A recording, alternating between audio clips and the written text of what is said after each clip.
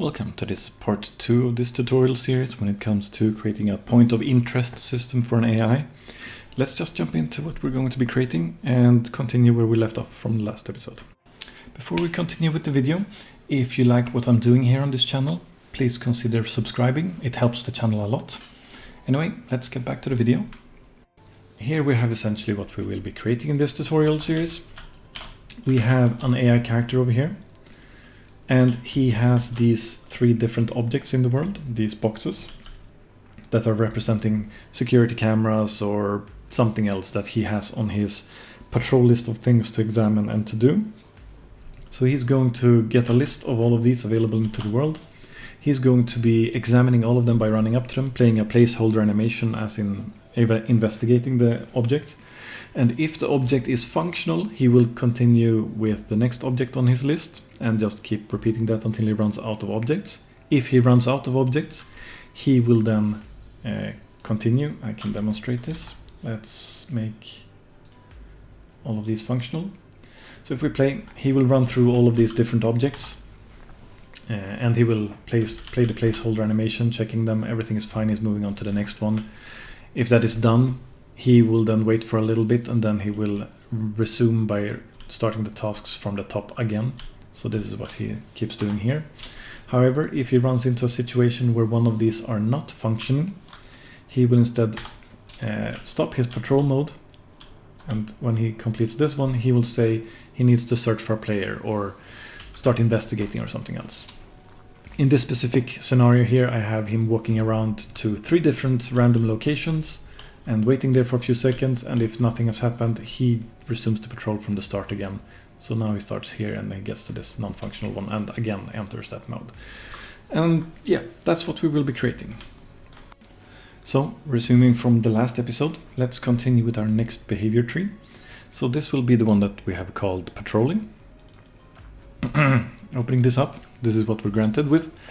We want to start off with having 2 different situations for this. So we'll start off with a selector, and what we want to do is we want to walk up to a specific point of interest that we have, investigate it, make sure that it's functioning or not, and then from that move on to the next one in ideal cases. Unless it is a problem, then we want to transition into not continuing to patrol, but instead going into the searching pattern.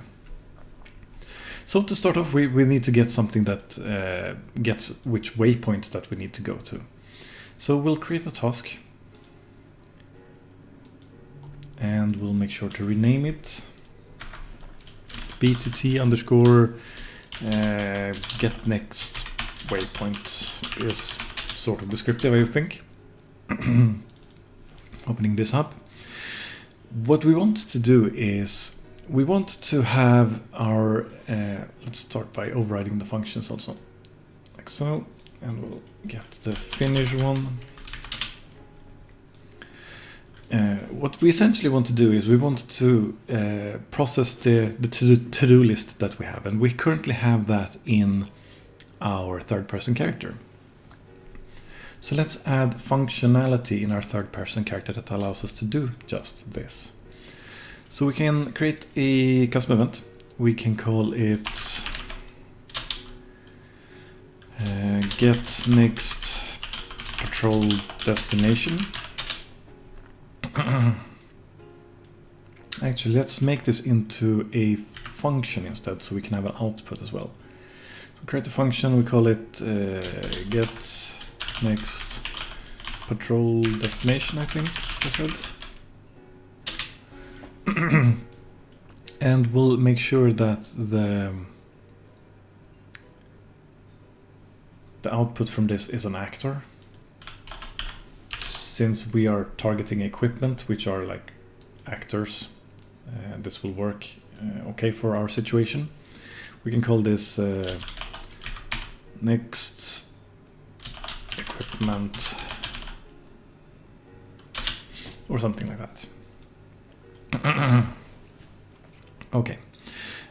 What we want to do here is we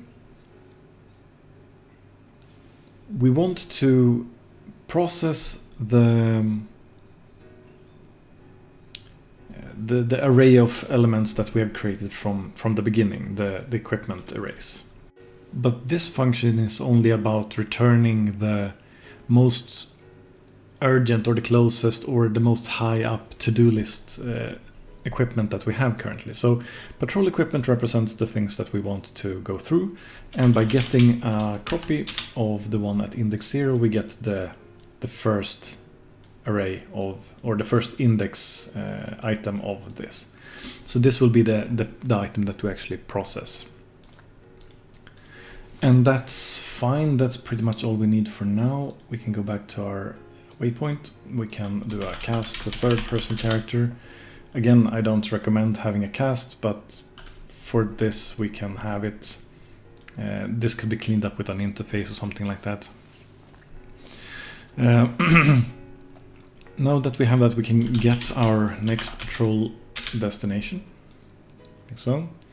And we want to save this also. So we want to have it to be exposed to our behavior tree. We'll make a variable. We create it and call it next waypoint.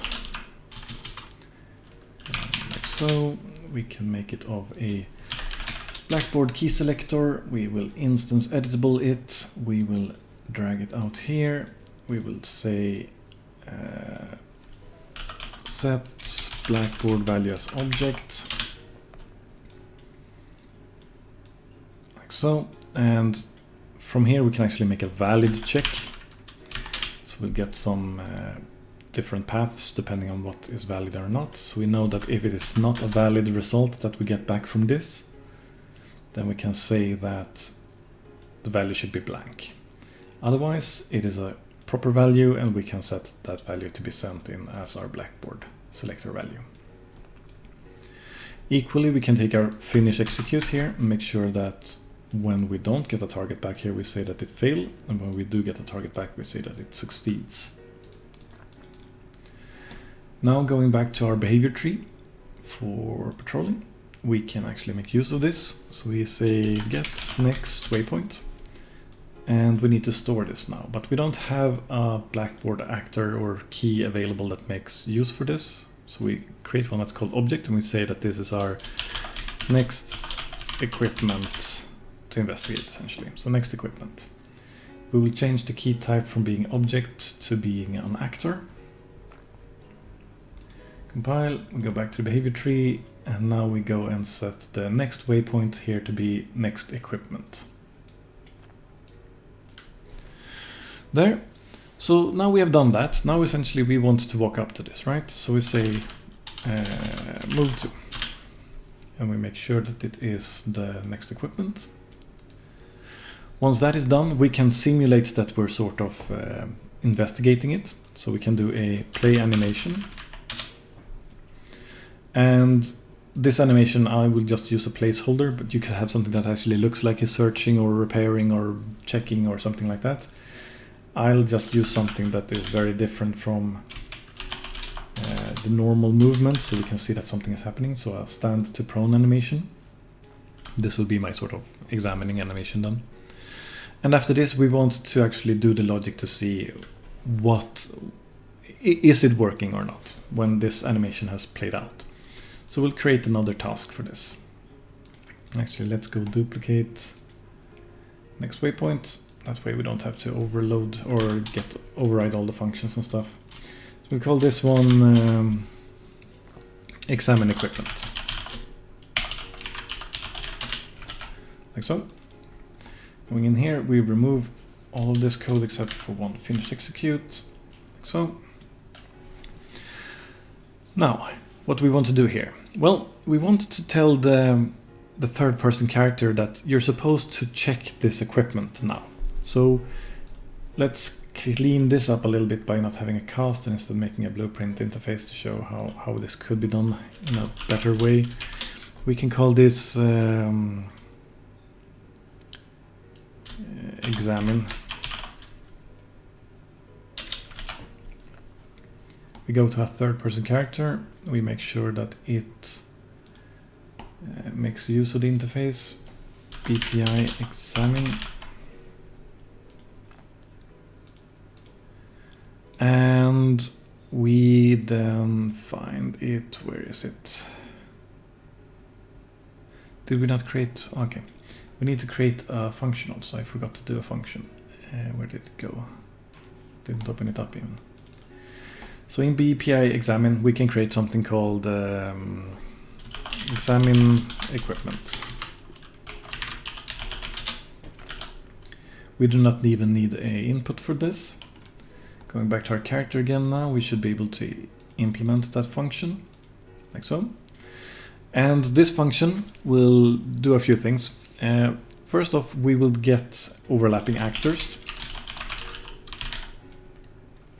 And the reason for that is because we will create an object, we can actually create it now immediately, that will work as our security. However, if we go back, see, where did I go? Third person character over here.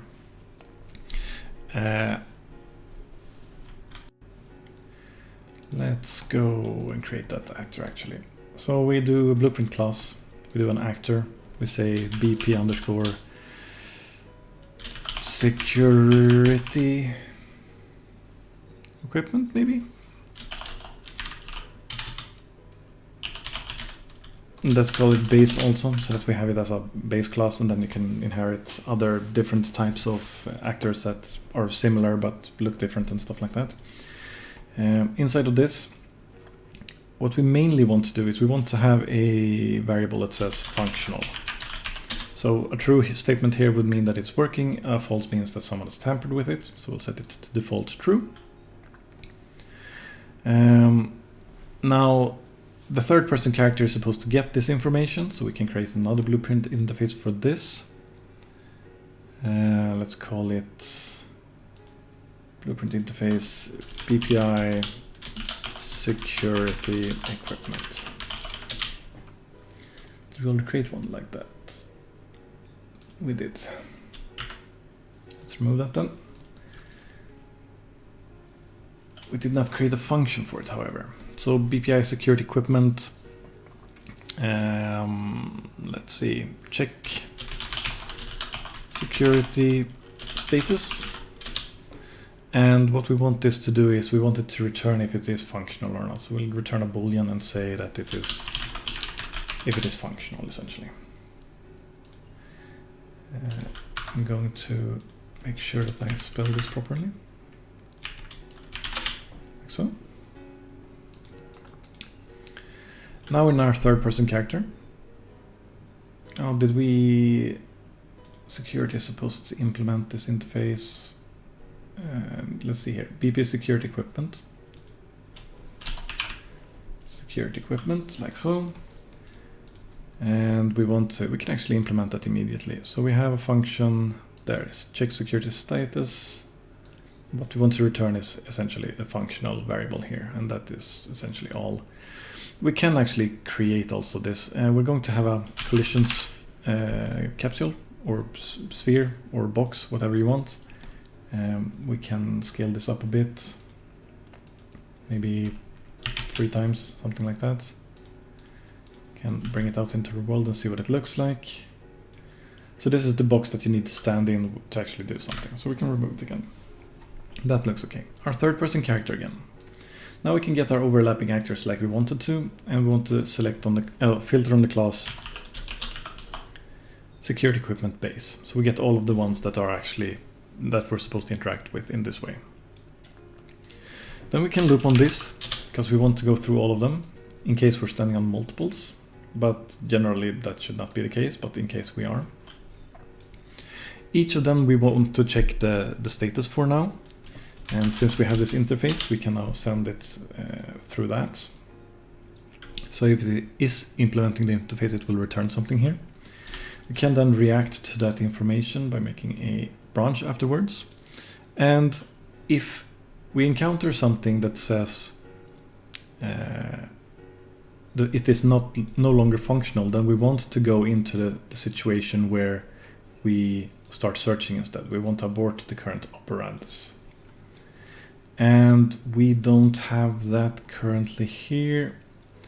So what we want to do here is we want to go to class settings, and we want to add an interface, and we want to add an interface called did we call it status? No, we did not. Did we not create it yet? AI states. This is the one. So we go and add PPI AI states, and we implement the set new states.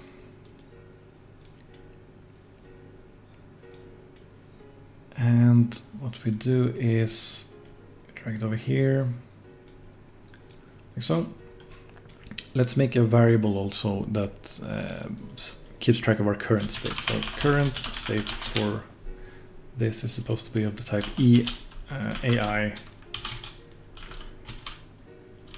AI state, and we set this current state to be whatever we're getting in from this interface. But in addition to that, we also want to make sure that our controller knows about this, because our controller is the one that actually runs the behavior trees. So finding our controller, did we add this yet? We did, yes.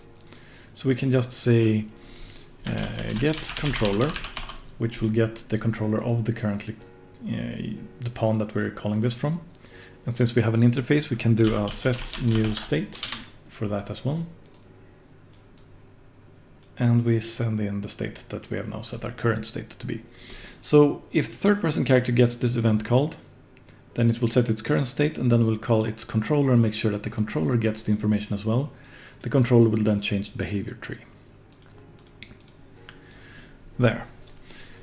Going back to the functionality over here now, we can now say that if it is false, we want to set new state and set this to searching here. So when this happens, there's a non-functional equipment. It will go here and call this, and it will change the behavior trees. If it is, however, working, then we want to get the patrol equipment references and say we want to remove the one that we've just explored. So we want to remove the item, and the item will be the array index that or the array element that we're currently processing. So basically this is checking it off the to-do list for the character to work through. So having done this, now it has removed it and doesn't need to work about it, and it will continue with the next one essentially, that if it has more overlapped. Like so. We can now make use of this code that we've done. So we'll go to our behavior tree patrolling, and we'll call our task called examine equipment, and make sure we didn't finish doing that. So our pawn now has an interface called examine equipment, and after that we're just going to finish, and we'll say we are successful. So when this task is being run, we're just sending the information examine equipment for the pawn, which triggers this, which goes through everything that is overlapped, if there is something overlapped, which should be happening in case we have found a waypoint, moved to it, and then have played our animation.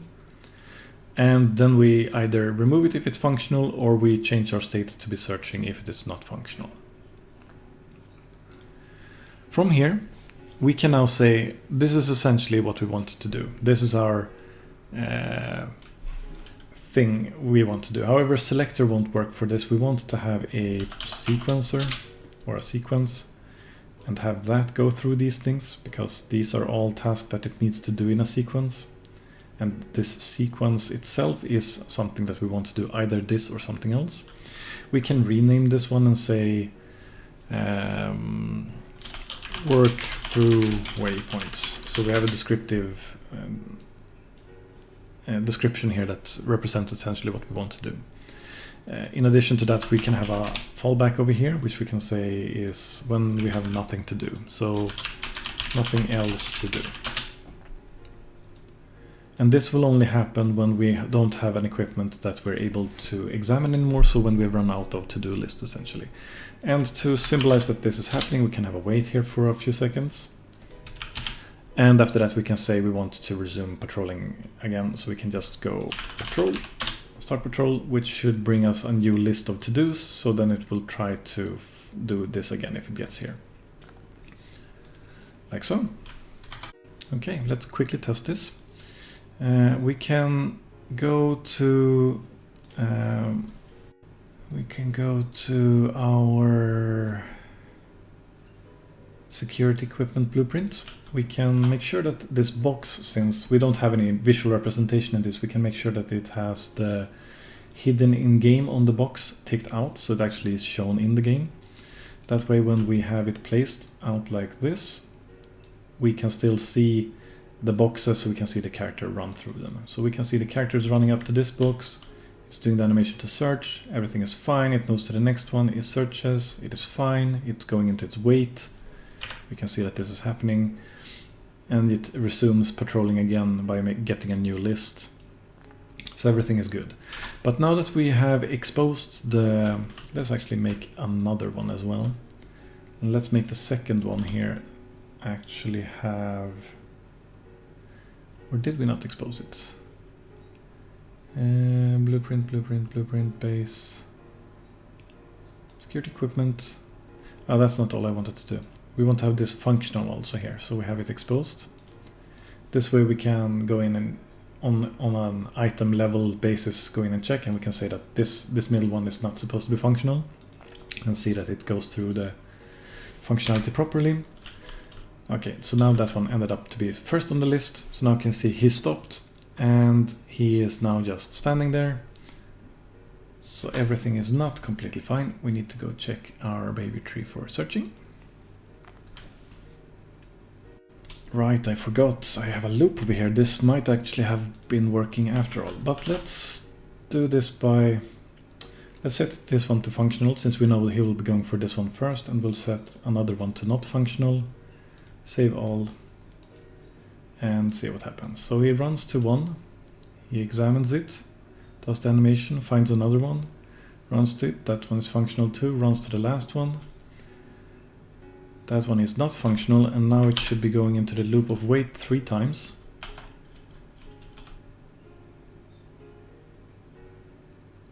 Okay, so it's not completely functional, it's not using a new path to run to, but you can see that it resumes patrolling after a while at least.